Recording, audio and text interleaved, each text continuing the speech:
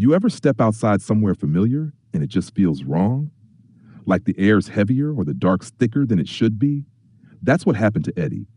Eddie was 25 and already tired. Not just tired in the way you are after a long shift, but that deeper marrow-sick exhaustion, the kind that makes you stare at your own reflection in the bathroom mirror and wonder how many years you've got left before you look like your old man. He worked nights at the only grocery store in town, a boxy fluorescent coffin squatting at the edge of the highway. Everyone in town called it the market, like it was the only one that ever existed, because in a way, it was. Eddie stocked shelves, cereal, canned soup, chips. 6 nights a week, he hauled cardboard and cut his hands open on box cutters. His life was a loop. Wake up when the world was already cooling down, punch in while families ate dinner, drag himself home at sunrise. He didn't hate the job because it was hard. He hated it because it felt like nothing. Like he could vanish from the aisle between paper towels and dog food and no one would notice. Still, he kept showing up because that's what you do when you've got rent, car insurance, and no better plan. At 2 a.m, he'd clock out, push through the back door with its buzzing exit sign, and head down the narrow alley that cut behind the store. The alley smelled like old bread and wet cardboard, and the dumpsters hulked against the brick like silent guards. Always the same routine.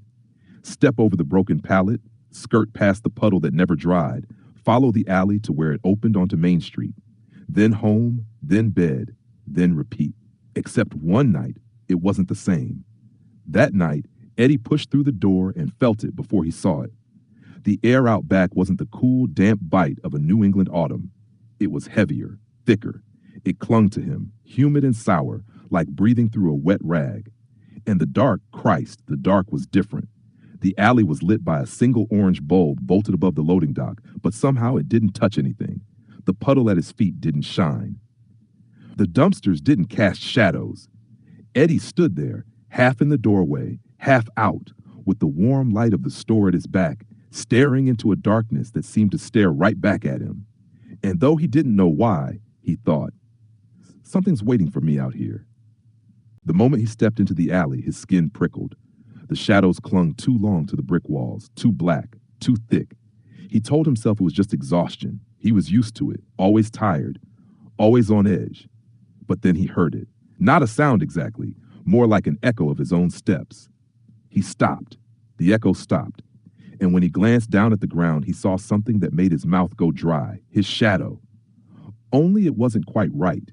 It was darker, stretched longer than the angle of the streetlight allowed. And when Eddie moved just a little shift, just to test it, the shadow didn't move with him.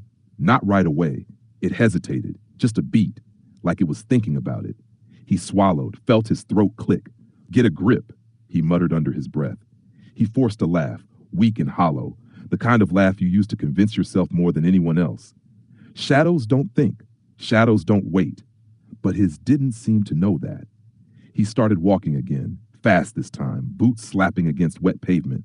The sound echoed sharp against the brick, slap, slap, slap, and beneath it, faint, a second rhythm, off by half a second. The stagger step of something following too close. Don't look, he told himself. Don't you dare. But he looked anyway. His shadow was no longer trailing neat behind him. It was spreading, smearing along the ground like oil spilled from a ruptured drum. Its arms reached just a little too far, fingers stretching long and crooked. Its head tilted at a wrong angle, as though it had grown curious about him. And then it moved, not to match him, not to mimic. It moved on its own, a twitch of the hand, a bend of the knee, slow and deliberate. Eddie froze. The light bulb above the dock flickered, buzzing like an angry wasp. And in that split second of dark, the shadow twitched closer. When the light flared back, its hand was nearly touching his boot. A bolt of panic shot through him. He stumbled backward, heart banging in his chest like a fist against a locked door. His breath puffed white in the cold, but the air smelled wrong, sour and metallic, like a coin held too long in the mouth. Run, his mind screamed. But where? The alley stretched long and narrow, dumpsters on either side like teeth in a jaw.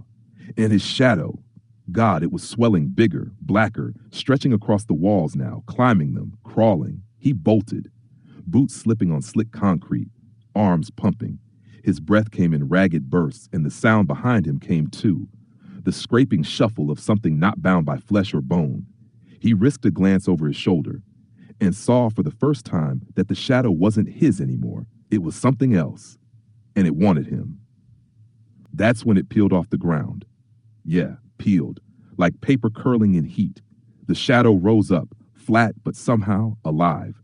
Its edges wavered like smoke trapped between panes of glass. It mirrored him, step for step, but not perfectly. It lagged, then lunged, like it wanted to catch up and pin him under. Eddie bolted. Didn't care how crazy it looked. Didn't care if the cameras above the loading dock caught him sprinting like a lunatic. His sneakers slapped against the wet pavement, lungs burning. He could feel it sliding after him, cold and empty, like a black sheet about to smother his face. The alley stretched longer than it ever had before, impossibly long, as if the bricks themselves were conspiring to keep him inside. He pumped his arms harder, teeth clenched, heart jackhammering against his ribs. His breath scraped raw in his throat. Something hissed behind him. Not a voice exactly, more like the sound of steam escaping from a rusted pipe. He didn't dare look back, didn't dare lose speed. Then, light. He burst out of the alley into the glow of the street lamp, arms flailing, chest heaving. The shadow hit the edge of the light and stopped. It shivered against the boundary like an insect pressed against glass. Then it melted back into the darkness, like it had never been there at all. Eddie staggered to the curb, bent double, gasping. Sweat rolled down his temples despite the chill night air. His hands shook so badly he had to shove them into his jacket pockets to hide it from himself. But the alley behind him didn't shrink into harmlessness. It loomed. The dark hung heavier there, thicker, as though the shadow hadn't gone away at all, just crouched at the threshold, waiting. He couldn't leave it, couldn't just walk home and pretend, because now he knew, that thing back there, it was his shadow once, and now it wasn't. And shadows don't just quit you. He straightened, forcing a breath down into his lungs. His whole body screamed at him to keep walking, to run, to get inside somewhere warm and bright and slam a lock behind him. But something else pulled at him, deeper than fear, deeper than sense. Curiosity. That ugly, sharp-edged curiosity humans have that makes us open doors we know damn well should stay shut. So Eddie took a step back toward the mouth of the alley. Just one. The light at his feet trembled, like the bulb overhead was nervous too. The dark inside the alley seemed to shiver in response. Another step. And then, without warning, the streetlight behind him popped. A hard, brittle snap. The world plunged into black. Something rushed him, cold as ice, fast as smoke.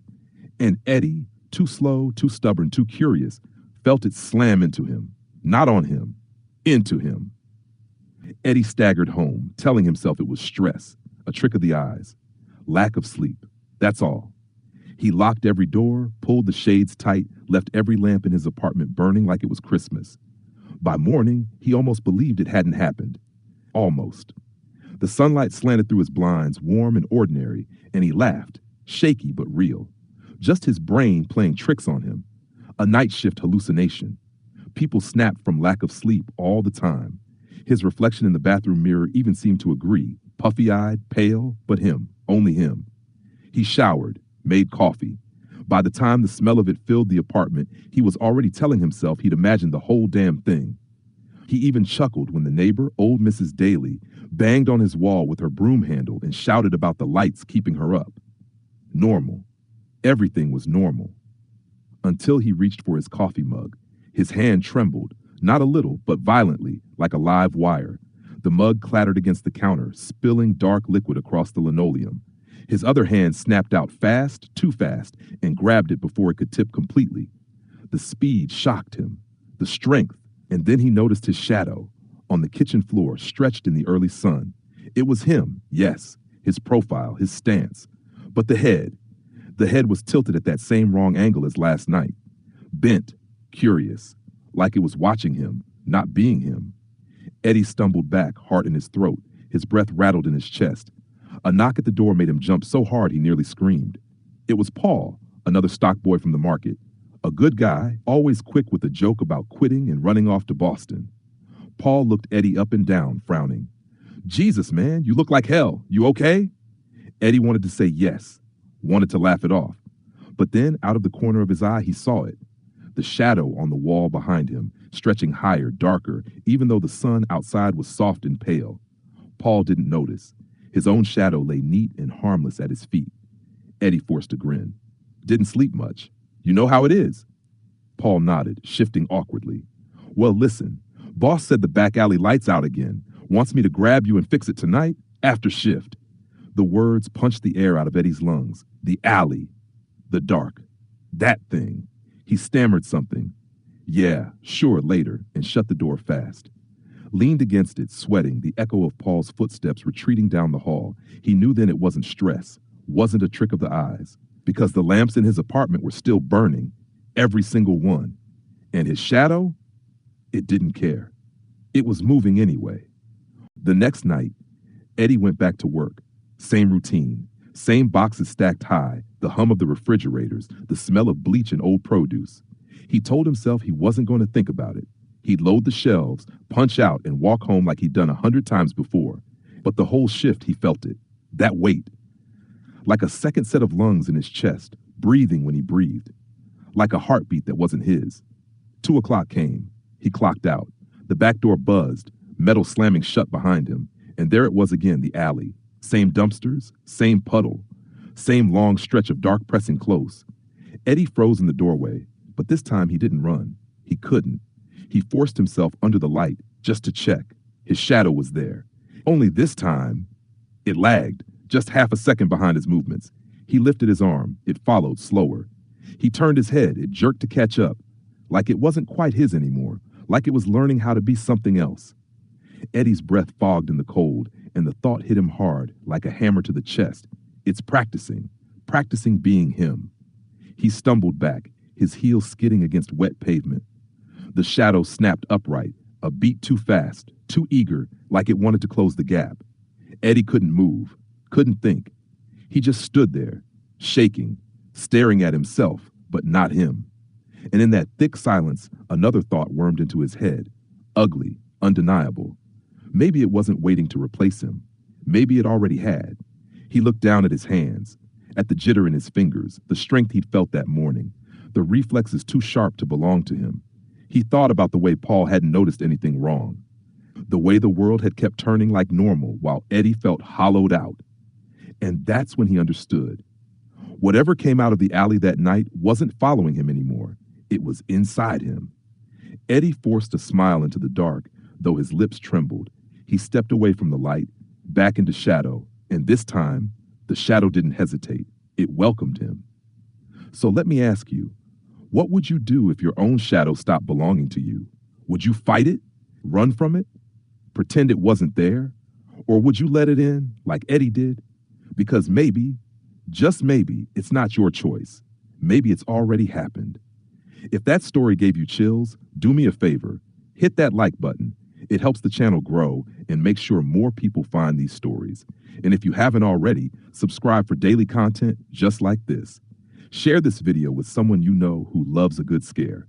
Thanks for watching, and thanks for listening. There's another video recommended on your screen right now. I think you'll love it. I'll see you back here tomorrow.